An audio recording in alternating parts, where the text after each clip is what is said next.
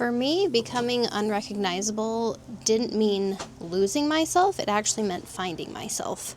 Because God wasn't trying to change me. He was just trying to show me who He created me to be. He believed in my potential, and I needed to see that. And it just really makes me wonder as I look at myself, right? And I wouldn't have recognized myself a few years ago, right? It just makes me wonder, is God preparing you to become unrecognizable? Are you feeling that pull to be your best, most aligned self? That version of you that He knows is possible, right? And I'm going to kind of talk you through how God transformed me, my identity, my confidence, my motherhood, so that hopefully you can recognize the signs that God might be preparing you to do the same thing. When I think about my life right now, and when I look at my life right now, I am officially living the dream that I had when I was a young girl. I had always dreamed of being a stay-at-home mom and what that would look like. And for a lot of years, a decade, actually, I didn't feel like I was living the dream, even though I technically was. I was home with my children. I was doing all the mom things, but it felt so hard. I never felt like I was enough. I felt really down on myself. My confidence was not great. And it took a lot of big life events that brought me to my knees in humility to really figure out what He was needing from me, right? What God had in store for me at that point. And the thing for me where kind of everything starts is desire. I really, truly had the desire to look at my life and make any necessary changes.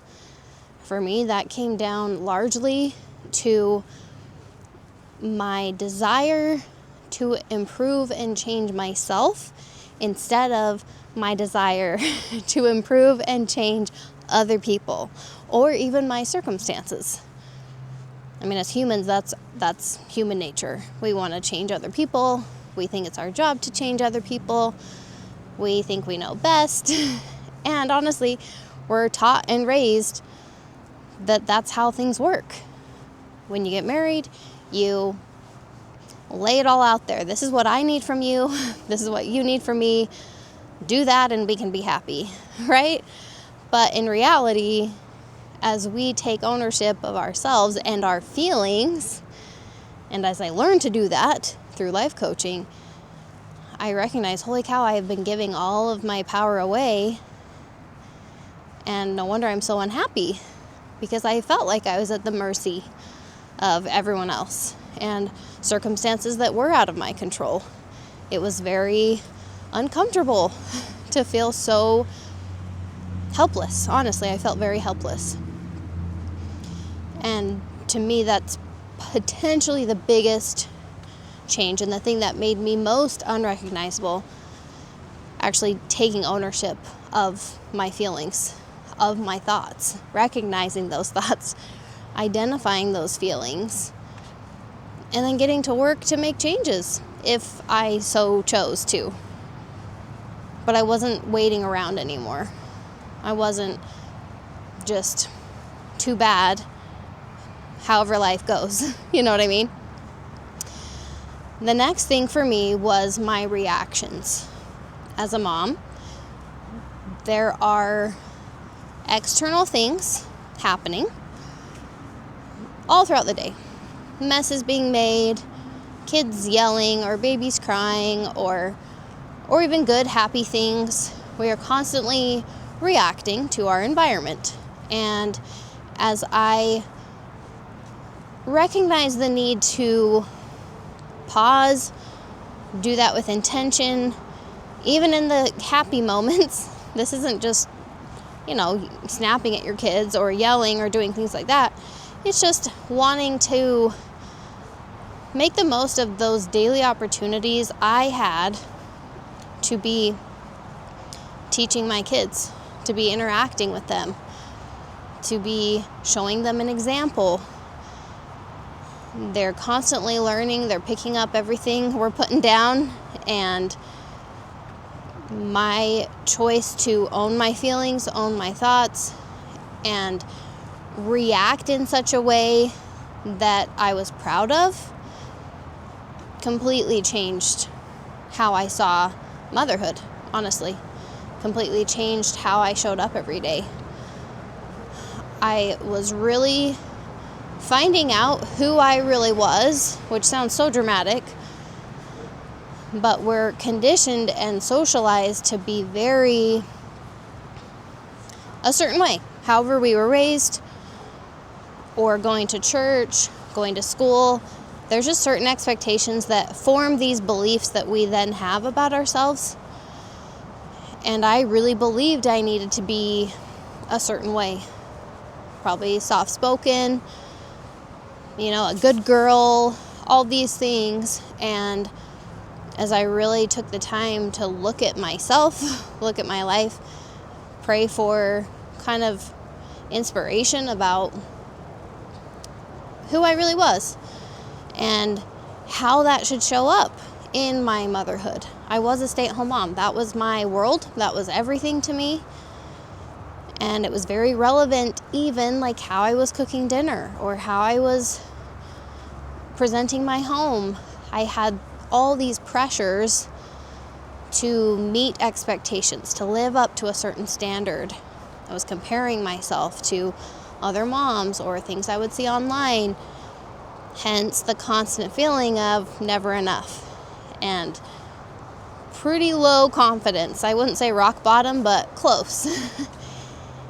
And finally, I started really just getting curious to get to know myself. Did I enjoy cooking, really? Or did I just feel the pressure? Yeah, I honestly really did enjoy it, I realized. Okay, I enjoy this certain type of cooking, do not enjoy this other type, right? Too many recipes overwhelm me. I don't even like browsing recipes on Pinterest or online because it just makes me feel bad about myself. Right or wrong, that's just how I felt. And I just started noticing those things as I went about my daily life. Again, with this underlying desire to really see myself how God saw me, to really figure out what He wanted me to focus on in this season of life, because that's always changing. Figure out what my family was needing from me. I mean, all the factors to channel my energy as a homemaker.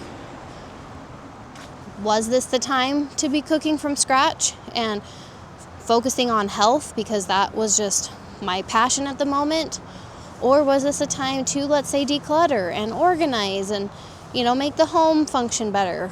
Was it a time to sit down and think about systems or revamp the kids' chore charts?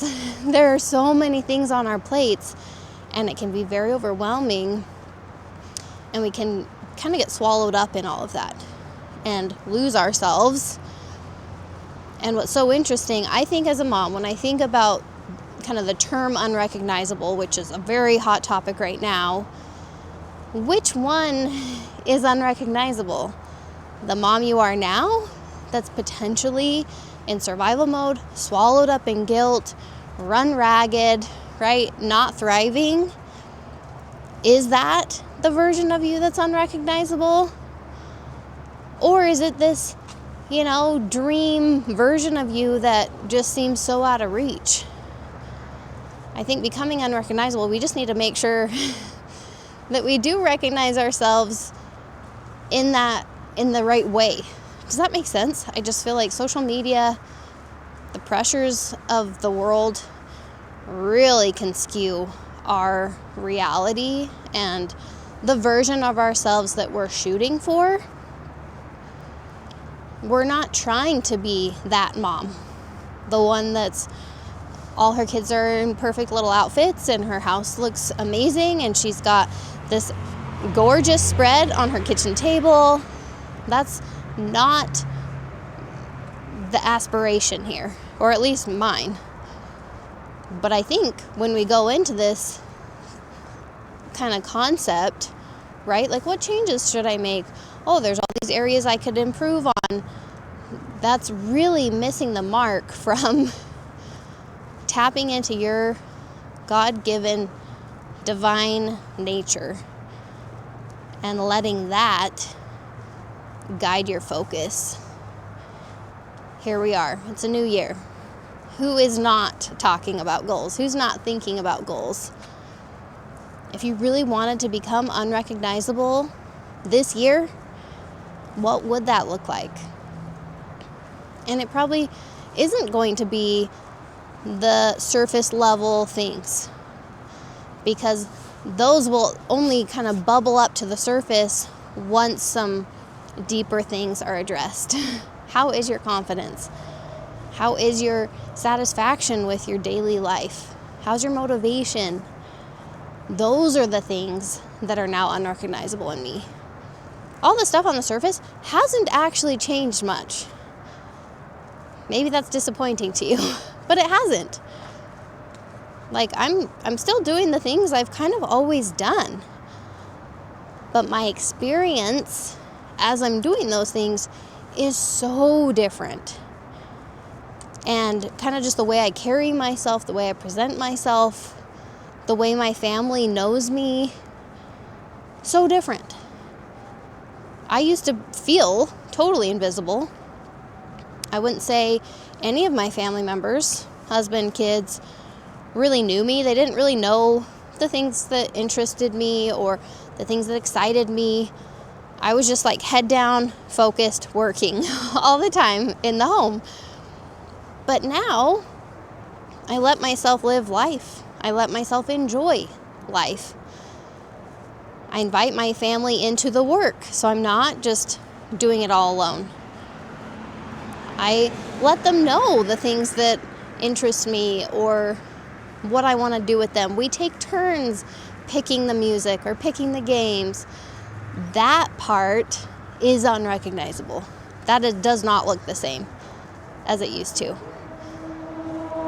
So it's just so exciting to think God created you uniquely, just like He created me uniquely. And it's tapping into that unleashes all the potential in the world. We all have limitless potential. It's just deciding what we want to do with it. And it all starts with that desire. So it's not about mothering like me. It's not about mothering like anyone else you've ever seen. It's about mothering like you, because you are amazing.